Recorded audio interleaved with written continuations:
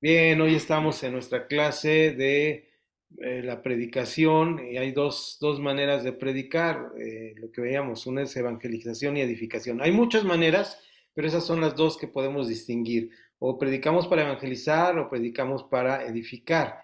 Naturalmente, el pastor que hizo esto, el hermano Edson, inicia con algo muy interesante que es la evangelización y con un tema fácil, muy predicable, para darnos un ejemplo de las dos bosquejos que podemos hacer. Uno es un bosquejo que tiene que ver con una exposición de la palabra y otro es un bosquejo temático. Aunque al final puede haber otra serie de sermones y podemos estar eh, predicando en diferentes combinaciones entre exponer y temático, entre temático, exponer, y puede haber en los libros de predicación más exposiciones. Prácticamente estas son las dos básicas para entrar en la predicación. Así que vamos ahí rápidamente a ver esto en nuestro manual, y ahí donde dice letra A dice: en la proclamación de las buenas nuevas, un sermón evangelístico, normalmente hay cuatro fases importantes. Esto es importante porque esto es la planificación del sermón. Para planificar un sermón tenemos que primero decir qué es lo que debemos, los pasos que tenemos que ejecutar. Por ejemplo, yo pongo mucho este ejemplo con los hermanos que les doy clases de cómo predicar.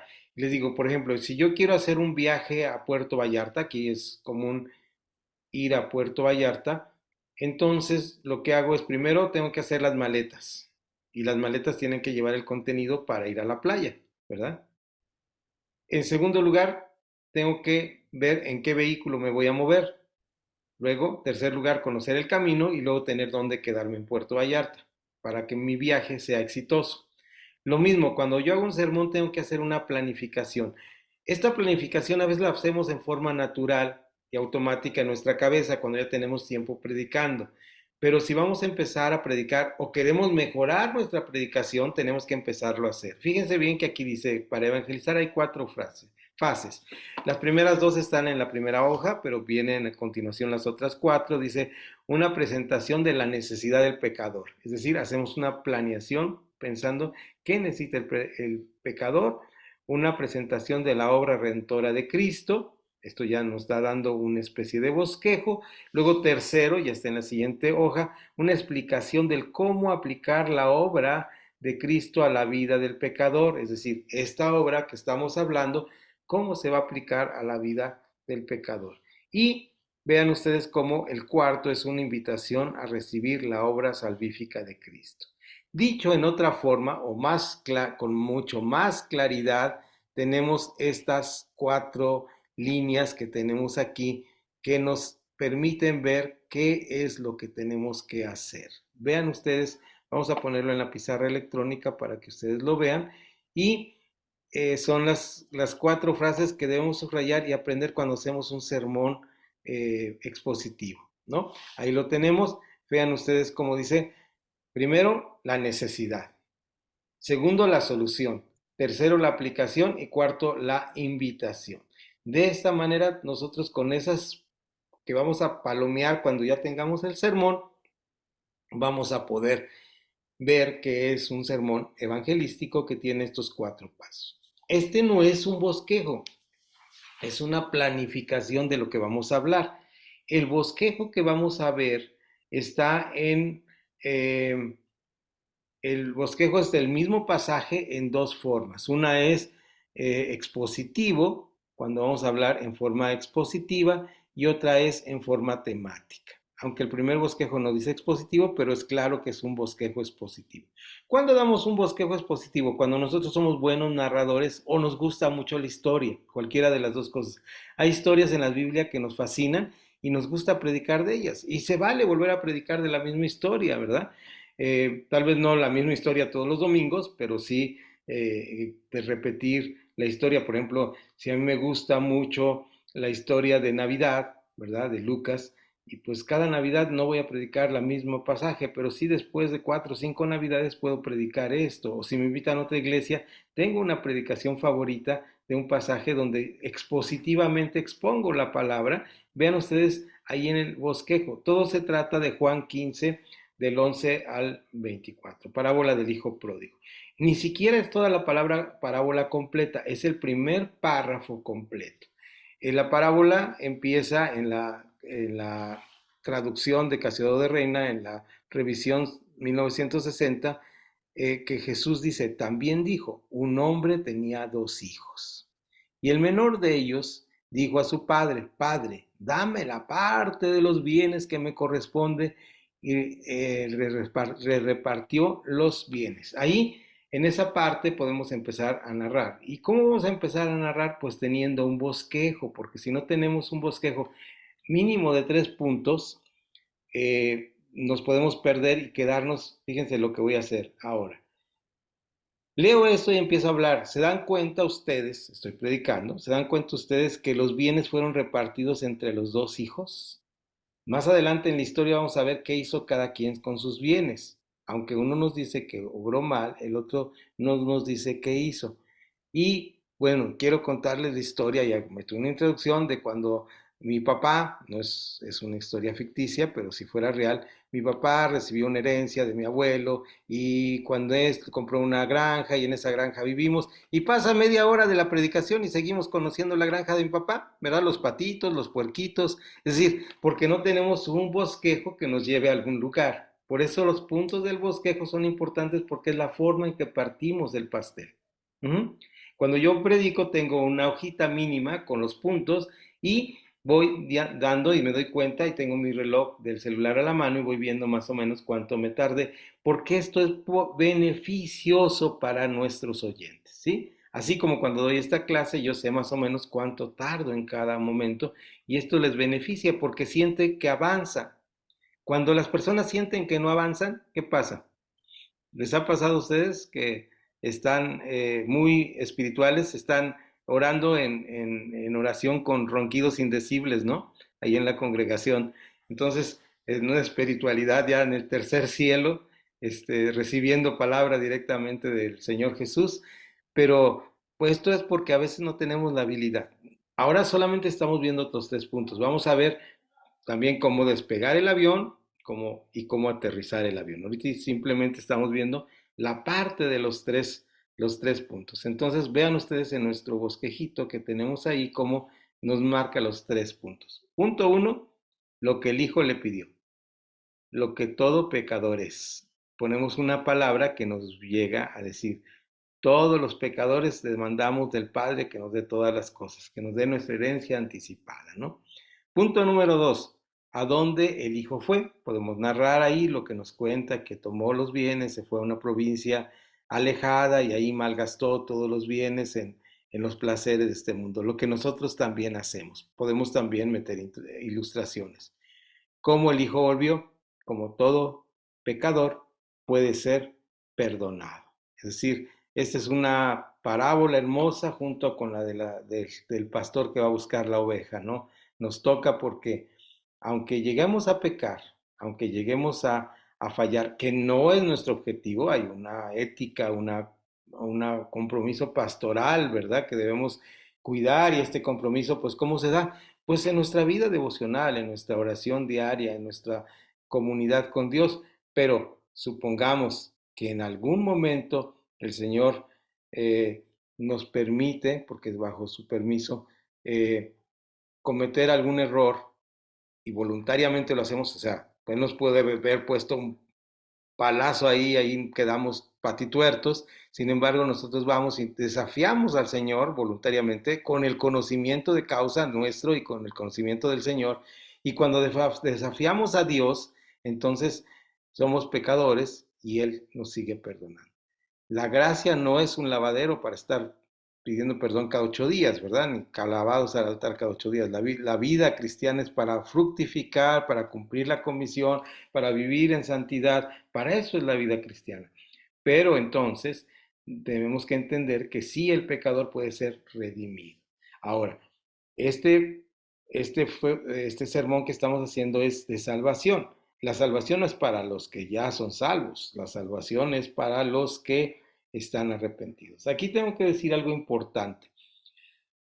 Y lo importante es lo que yo pienso de que lo que la Biblia dice en cuanto a esto. En Gálatas capítulo 6, el primer versículo, después de hablar de los pecados de la carne, de los pecados de la vida, el fruto del espíritu, nos dice que si nos creemos espirituales, si algún hermano peca, debemos restaurarle, ¿no? En capítulo 6. Y esto es importante, la restauración es para las personas que quieren vivir la palabra. Pero el Señor también nos dice, si alguno le has exhortado primero a él, luego delante de dos personas, luego le has exhortado delante de la congregación y persiste, dice algo muy interesante, tómale por gentil y publicano, ¿no? ¿Qué es esto de tomarle por gentil y publicano? Hola hermanas, Dios les bendiga. Ya veo que han llegado. Bienvenidas. ¿Qué es esto de tomarles por gentil y publicano? Es algo muy sencillo.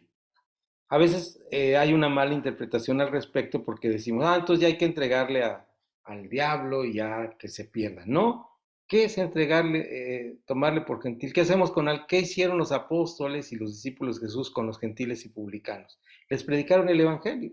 Si ya después de todo esto le decimos, a ver hermano, creo que no has entendido el plan de salvación. Si tú no recibes al Señor Jesús, tienes esta oportunidad, ¿verdad? Te predico el Evangelio. Si tú no tienes esta oportunidad, mira, te me vas a tomar la decisión. Y la decisión es la de San Juan 3:16. Bueno, 18. Pero San Juan 3:18 tiene el antecedente del 3:16 que todos sabemos. Porque de tal manera amó Dios al mundo que ha dado su unigénito para que todo aquel que en él cree no se pierda, mas tenga vida eterna. Y luego el 18 dice, no es que Jesús, no es que Dios vaya a condenar el mundo ya está condenado por su pecado.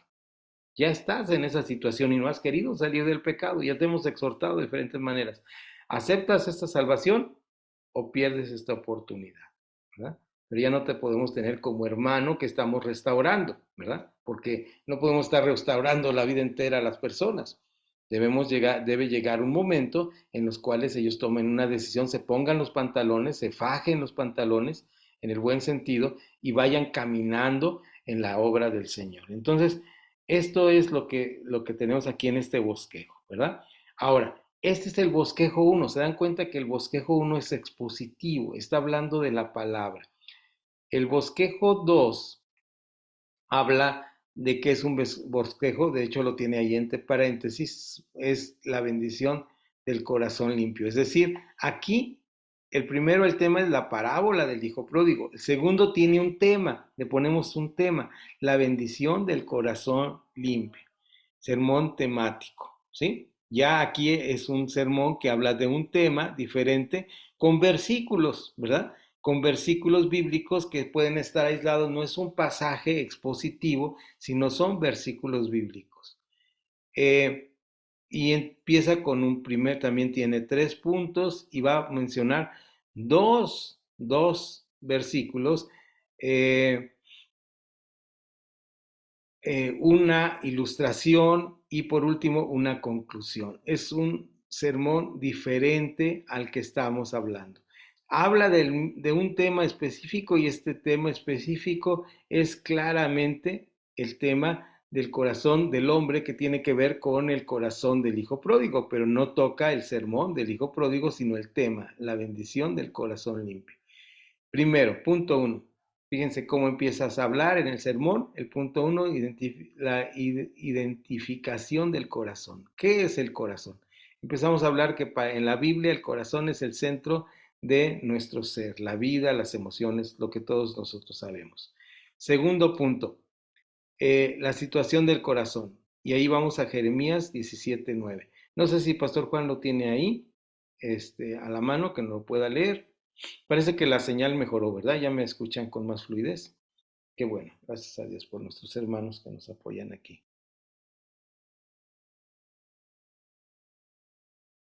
Sí.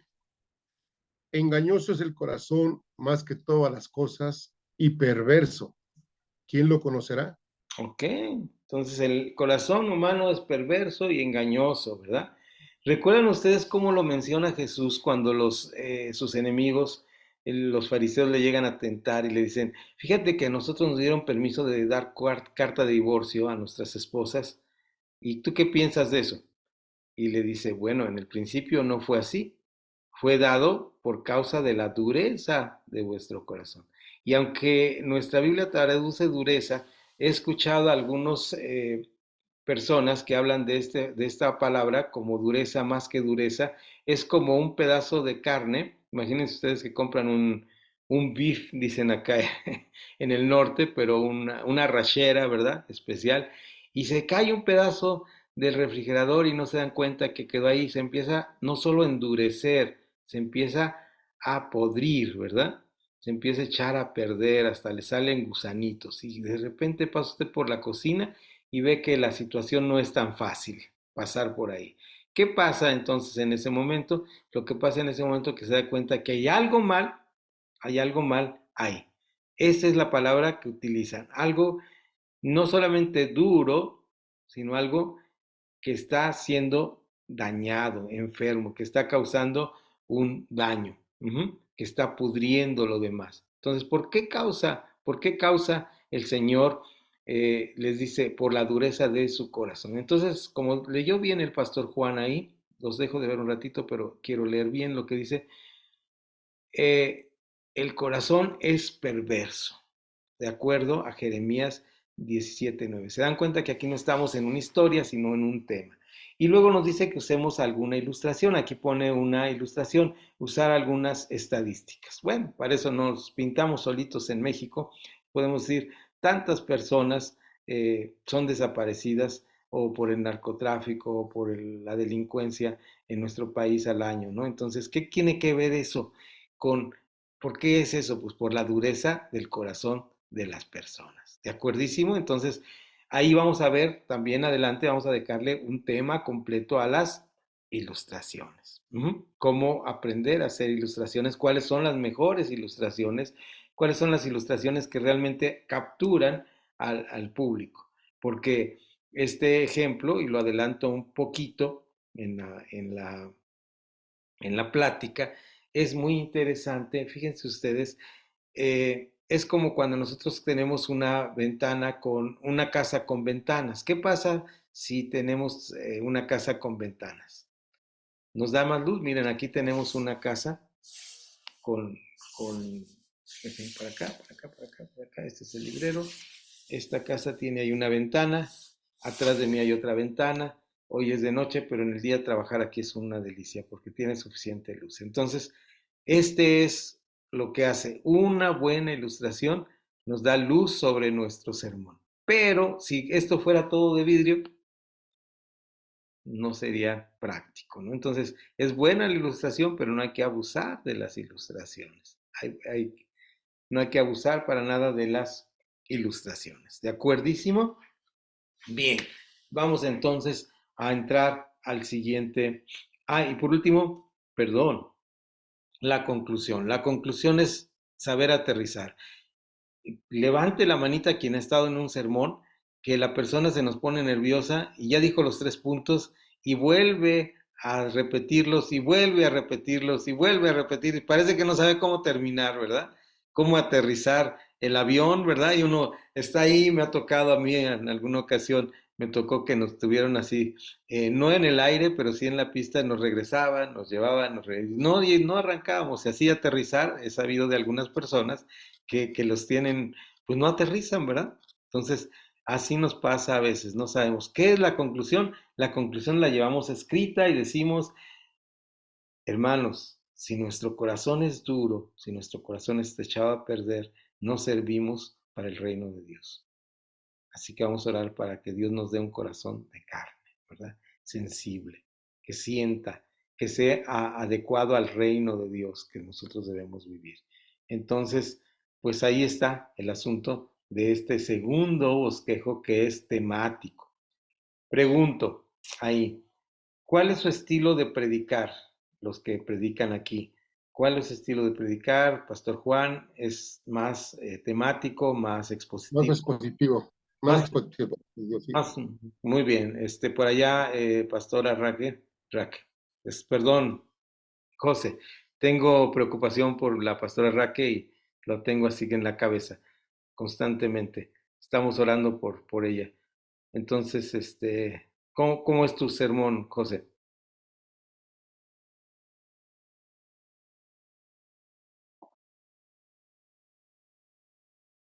No le atinó al botoncito, pero ahorita le atina. Y luego por ahí le voy a preguntar a Connie, ¿cómo te gustaría predicar? ¿Con un tema o con una exposición de un pasaje? Con un tema.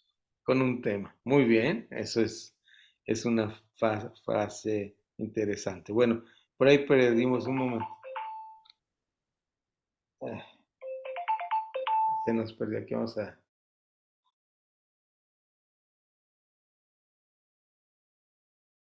Estaba marcando Samuel por alguna razón, pero no. Bueno, bueno, seguimos adelante, no hay problema. Nos perdimos por un segundo, pero ahí están. Ay, ya, pastor, maestro. Perdón, es que pensé que traigo mi celular y es el celular del pastor y le muevo donde no Ok, así nos pasa. debo y No hay problema, no hay problema, no hay ya problema. la regué, pero No, no hay ningún problema. ok. Yo soy más explícito, es positiva, es positiva. Ok, sí, ¿Sí me escuchó? sí, sí. Ah, ok, Adelante. ya. Bien, gracias. Muy bien, ahí nos comenta luego el pastor Samuel. Ahorita no lo molestamos porque va manejando. Bien, si no, luego nos comenta. Yo empecé a predicar mucho temático porque la iglesia donde participaba nos daban un tema para predicar. Era sobre la salvación, sobre la justificación, ¿verdad? Pero ahora predico muy expositivo. Ahora el próximo domingo, hoy tenemos culto unido aquí en Centro Mateo, y el próximo domingo tendremos voy a una de nuestras iglesias hermanas a predicar y me pidieron un tema, entonces voy a predicar temático, entonces se vale predicar de los dos. Me gusta predicar temático, lo disfruto, pero yo si lo preparo prefiero también, como decían nuestro hermano Juan y nuestra hermana José, expositivo, ¿no? Creo que tu esposa está ocupada, no la veo por ahí, el pastor Juan. Entonces, no le pregunto por eso, pero si llega a estar, no es que le esté omitiendo, sino que no la veo, ¿eh? De acuerdo, no hay ningún problema. Para eso grabamos, para que estén aquí la evidencia de esto. Entonces, vean ustedes cómo la conclusión es cómo aterrizar a, y sobre todo en un sermón, imagínense un sermón evangelístico donde no invitamos a la gente a recibir a Cristo, ¿no? Entonces, pues qué evangelización es esta. Entonces tenemos que estar súper atentos sobre esto. Ahora vamos al tercer bosquejo, que ya es mucho más expositivo en toda su extensión de la palabra. Vean ustedes, ya va creciendo, no era como el primero sencillito, sino es un tema mucho más amplio, y es un bonito sermón que nos puede servir para predicar. De hecho, vamos a tener, cuando yo vaya, le estaba diciendo ahora ya estoy mejorando y todo, y queremos ir a la Ciudad de México y tener una clase ahí con ustedes. Y mi esposa tiene vacaciones, entonces ahorita al final les digo cuándo podemos eh, poder, poder tener esta fecha. Y les voy a pedir que de esta hojita, de una vez dejo la tarea, por ejemplo, Connie podía escoger el sermón temático, ustedes el expositivo de arriba o el expositivo de abajo, no importa, y nos dan un microsermón. ¿Qué es un microsermón? No van a predicar ni pararse en el púlpito, sino nos lo van a platicar. Nuestro primer auditorio somos los amigos y los compañeros. Entonces ahí me van a platicar cómo lo predicarían, qué introducción darían. En breves minutos, no se trata de predicar 1 hora, 2 horas, sino en minutos, lo menos posible, para ir no corrigiendo, aquí no corregimos, ir practicando. No va a estar bien ni mal, sino ir practicando. ¿De acuerdo, Connie? ¿Estás lista para tu primer sermón temático? Ahí ya tienes los versículos, ya no tienes que escoger los versículos, ahí están los de Jeremías y nos hablas del corazón, ¿bien? Y sin temor alguno que el Señor nos ve, como dice la canción, ¿verdad? Entonces, ustedes también ya ahí, luego le platicamos a Sergio y ya estará. Fíjense bien, el tercer sermón es interesante porque es el mismo sermón expositivo pero en otro tema. Ahora, en otra parte, hacia arriba fue Lucas 15, ahora lo tenemos en Lucas 19 del 1 al 10. Es la historia de Zaqueo. La famosa historia de Zaqueo, que era un chaparrito así que vivía en Jericó, ¿verdad? Pero lo cantamos cuando niños. Este sermón tiene también 3 puntos, pero ahora lo que vemos ahí es que tiene subpuntos. Estos subpuntos nos ayudan precisamente para desarrollar el punto, porque nosotros nos paramos, decimos, vamos a leer la palabra del Señor, amén, Lucas 19:1. Ahora, hermanos, por favor, todos abran sus Biblias en el libro de Lucas, en el capítulo ahí todos, bueno, ahora ya usan celular y llegan, no sé si algún día tengan Biblia y tengan que abrirla en ¿cómo se dice esto? Si encuentren los libros antes cuando uno conocía qué tan cristiano se era por la cantidad de versículos que leía y empezamos a leer ahí en Lucas 19. Había entonces, habiendo entrado entonces Jesús, ¿verdad? En Jericó había entonces ahí un hombre que se llamaba Zaqueo, el cual era pues de pequeña estatura, que era jefe de los publicanos y rico, ¿verdad? Que procuraba ver a Jesús. Bueno, ustedes ya saben la historia, la estoy ahí medio narrando, pero leen ustedes la historia y entonces terminan la historia y cuando terminan la historia dicen, ahora sí hermanos, Zaqueo era el pecador, Zaqueo el buscador, Zaqueo el santo. Conclusión, no hay que ser como Zaqueo. No puede ser un sermón así, tiene que tener como subtemas, ¿verdad? Entonces, hablamos en primer punto de Zaqueo, el pecador. Explicarles quién eran los cobradores de impuestos, porque ahí esto es importante, los temas van a dar claridad en el tema.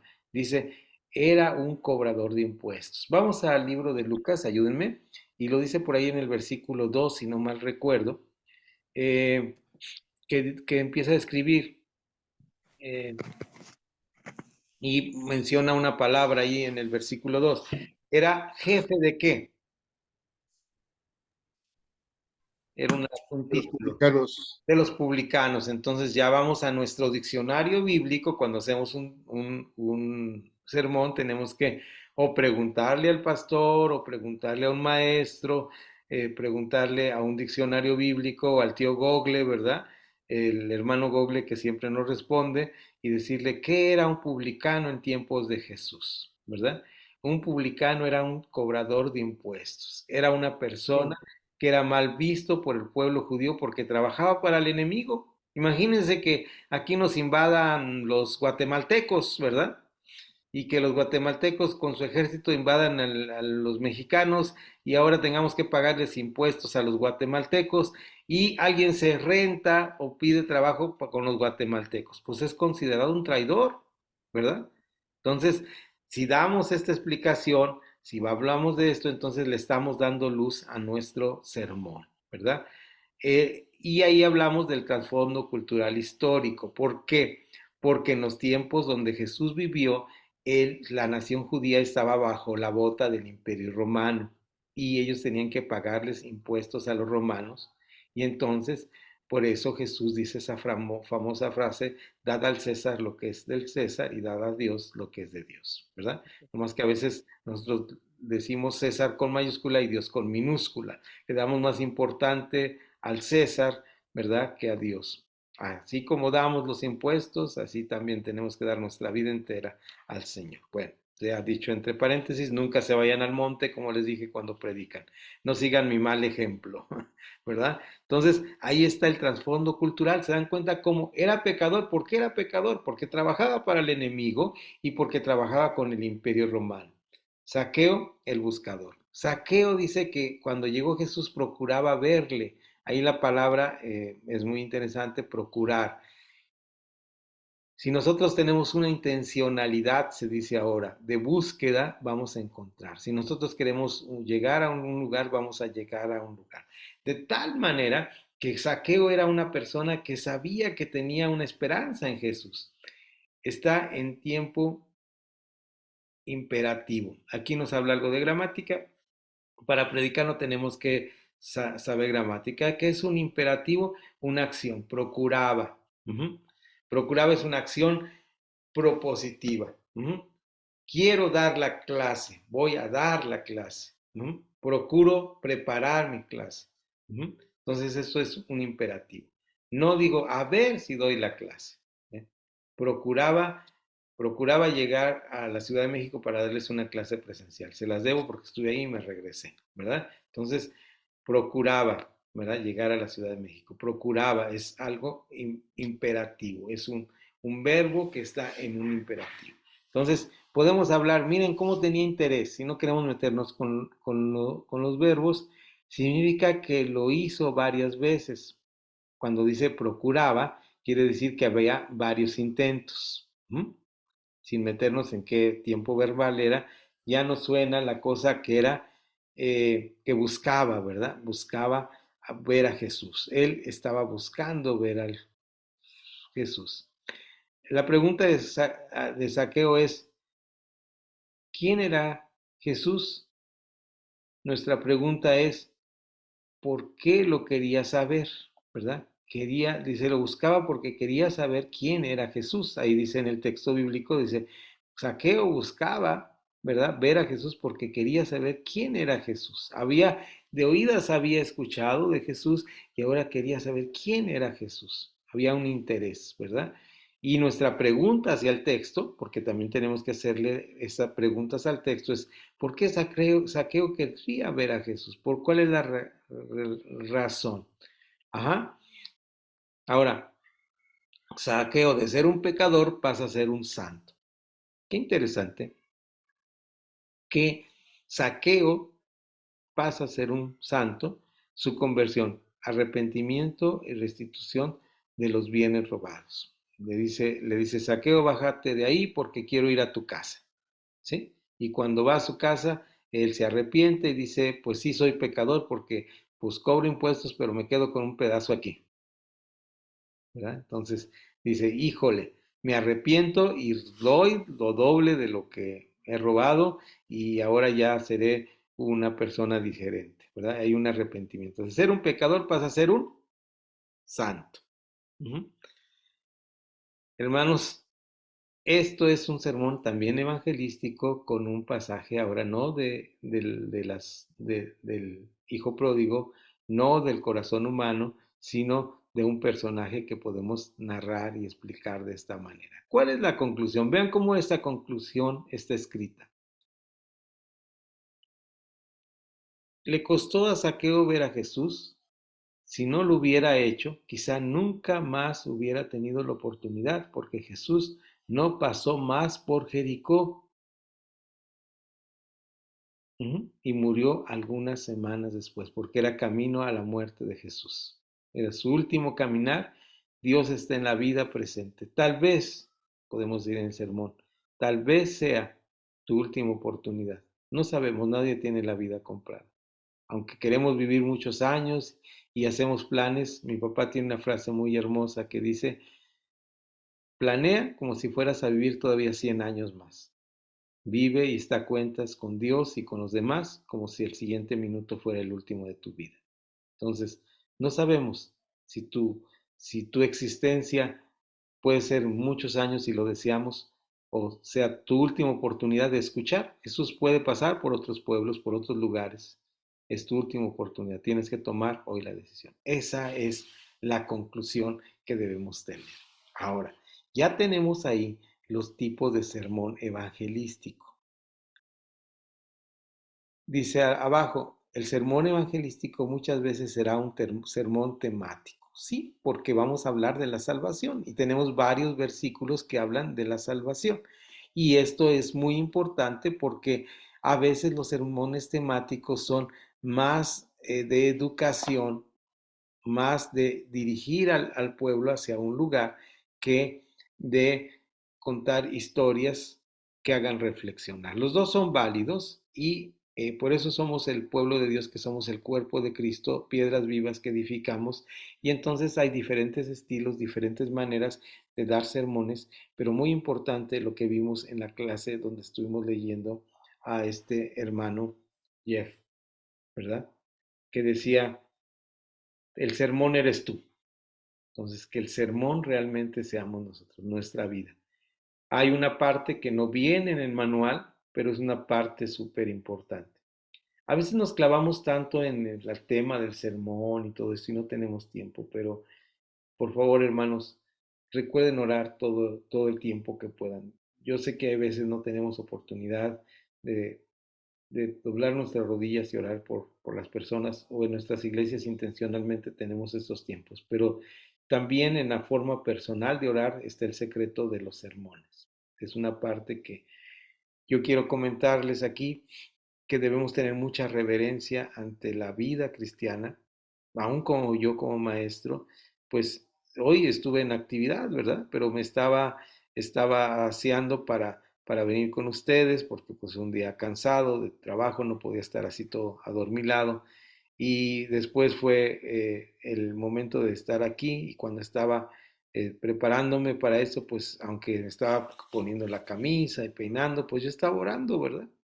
Señor, la clase, esta ocasión no pude mi tiempo de preparación, el día tengo mi tiempo de preparación el día de clase, pero ahora, mientras ustedes se conectaban, yo estaba aquí como siempre orando y pidiendo al Señor. Por eso me encuentran con la cámara apagada, porque pues, no me van a encontrar así con los ojos cerrados. No es, dice, cuando ores, entra en tu habitación. Pero eso no lo estoy diciendo para presumir, sino para que ustedes vayan teniendo esta costumbre. La oración es parte muy importante de un buen sermón, ¿verdad? Porque nos predicamos en nuestra vida y en nuestro saber y entender. Bien, comentarios finales. ¿Cómo ven lo de los bosquejos? Esta es la parte de los bosquejos. Parece sencillo, es ponernos sobre el papel, en un papelito sencillo, ¿verdad? Poner 3 puntos, no es complicado sacar 3 puntos y guiarnos por ellos. ¿Qué piensan? Coméntenme, por favor. Eh, Vamos a dejar libremente y con este comentario vamos a estar terminando nuestra sesión de hoy, que fue mucho más corta, pero estoy en un lugar donde me prestan, gracias por los hermanos Centro Mateo que me dan todas las facilidades, son muy amables conmigo, pero pues no es como estar en casa y tener uno el tiempo que quiera, ¿no? Estoy en oficina del querido hermano Tomás, que es un maestro, algún día lo conocerán, seguramente es un gran maestro. Entonces, él también es maestro de Aquila y Priscila, aquí con nuestra conferencia, y pues hoy estamos aquí. Eh, ¿Qué les parece esto, mis estimados hermanos? Cuéntenme. En lo personal me parece muy bueno, pues por eso le comentaba que yo quería ver ese tipo de temas, porque Sí, ayudan bastante en ese aspecto, pues sí. ¿no? Estamos ahí trabajando por ustedes, hermanos, y qué bueno que está siendo de utilidad. ¿Alguien más quiere comentar? En lo personal, esto nos va a ayudar, bueno, en lo personal me va a ayudar mucho a modificar la manera de exponer la palabra, ¿no? Claro. El- He comentado esto, en ocasiones se piensa que como pastores sabemos todo, pero la verdad es que Ah, todo vamos aprendiendo, todo es bendición y pues escuchar esto, pues la verdad nos alienta a perfeccionarnos, ¿no? Más que nada, pues, perfeccionar en la exposición de la palabra. gracias, hermanos. ¿Alguien más quiere comentar? Más que nada volver a refrescar, ¿no? Con lo que muchas veces se nos olvida, Sí, sí, sí. volver a refrescar y ver puntos que a veces se nos olvidan que tenemos que poner en un sermón. Sí, sí, sí. A mí me pasa, cuando doy esta clase, me doy cuenta de mis fallas y vuelvo otra vez a afilar más mis sermones. Adelante, pastora José. A mí en lo personal me hace eco el comentario que decías que a veces no sabemos aterrizar o nos cuesta trabajo hacerlo. Y Ajá, yo le decía a mi esposa que a veces siento que ya de repente llega y sí, le sigo dando vueltas. ajá. Digo yo, no, reforzar bien los puntos señalados, pero como que ya viene luego así a mi mente y no, como que ya tengo que aterrizar, Ujú. ¿no? Y es ahí a donde voy a trabajar más este punto para no darle tanta vuelta y también pues no volver a lo mismo. Así es. Connie, ¿quieres comentar algo? Pues yo ahora sí que voy aprendiendo de ustedes, Mm, aprendiendo porque es una satisfacción personal qué bueno. y pues ahora sí, aprender. Qué bueno, Connie, me da aprender mucho gusto. de cada Veo quien, porque cada quien tiene su forma de expresión, expresarse, claro, ¿sí? claro. Entonces sí, Y vamos aprendiendo. vemos tu crecimiento y agradecemos que seas nuestra compañera. Y para finalizar, espero que Muchas puedan ver el lugar donde estoy. Este fue nuestro atardecer. A ver. Está hermoso. Este es, Está sufriendo, pastor, está sufriendo. sí, sufriendo por el Evangelio. Acá estamos 2 días con nuestros hermanos, estamos pensando en el culto unido y será bueno mañana estar con ellos. Son 9 iglesias, así que se imaginan la chorcha que se nos junta aquí, de pastores y de líderes y todo. Gracias a Dios por ellos. Entonces, el Señor les bendiga, hermanos. Nos vemos primeramente Dios el próximo fin de semana. Con gusto